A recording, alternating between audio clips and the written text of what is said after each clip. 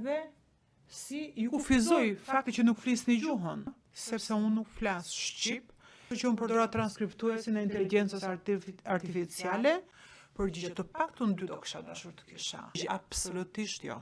Absolutisht jo. Nuk mund të zëvendësoj as pak transkriptuesit njerëzor. Si e vlerësuat ju cilësinë e audios në këtë çështje? Edhe si ju kufizoj fakti që nuk flisni gjuhën? Përgjigje. Gjuhën nuk e kuptoj. Normalisht, nëse do të dëgjoj një audio të padeshifrueshme në anglisht, fillimisht unë mund ta dëgjoj vetë. Pa pasur informacion kontekstual, për të krijuar një ide se sa e padeshifrueshme është audio. Është e qartë, e paqartë apo pa deshifrueshme. Kemi një grup transkriptuesish që janë stërvitur, janë testuar, të cilët janë të besueshëm, janë dëgjues shumë të aftë për videot e padëgjueshme apo padeshifrueshme. Ua jap atyre audion pa u dhënë informacion kontekstual, nuk është fundi i procesit. Nuk mund të bëhet i gjithë procesi pa informacion kontekstual. Në një moment duhet dhënë informacion kontekstual, por fillimisht duhet krijuar përshtypja nga vetë dëgjuesi pa pasur kontekstin. Kjo është e rëndësishme për të kuptuar se sa informacion ka sinjalet akustike, përkundrejt informacionit që vjen nga informacioni i jashtëm kontekstual. Në këtë rast, unë nuk mund ta bëja këtë, sepse unë nuk flas shqip dhe nuk kam qasje, apo më saktë nuk kam pasur asnjë transkriptues që flet shqipen. Kështu që unë përdora transkriptuesin e inteligjencës artificiale dhe kam përmendur këtë në raportin tim. Përgjigje të paktën 2 do kisha dashur të kisha. Të paktën 2 persona që flasin gjuhën. Jo thjesht të trajnuar për përkthime dhe për transkriptime, këtë dua ta bëj të qartë, sepse kjo është shumë e rëndësishme. Shumë persona janë të trajnuar për transkriptimet dhe përkthimet në kuptimin burokratik.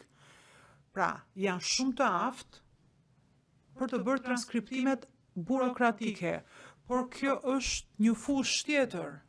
Kërkohen aftësi të tjera për të deshifruar audiot e padeshifrueshme.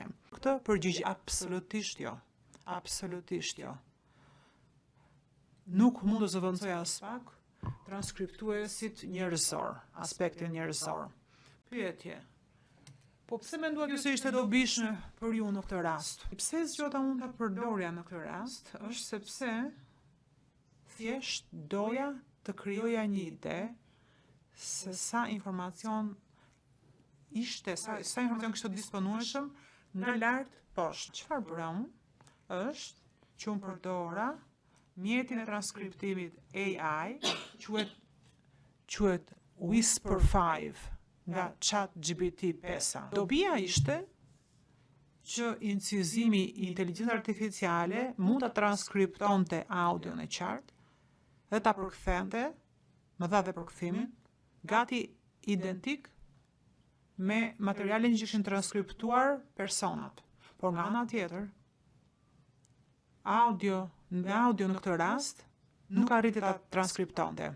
E bëri lëmsh. Si ka mundësi që zoti Reqica nuk arriti ta transkriptonte, por ZPS-ja ka arritur ta bëjë. Unë nuk e di nëse zoti Reqica do të ishte pjesë e kategorive të personave që unë përmenda më herët, të personave që ka demonstruar aftësinë e deshifrimit të audiove të padëgjueshme.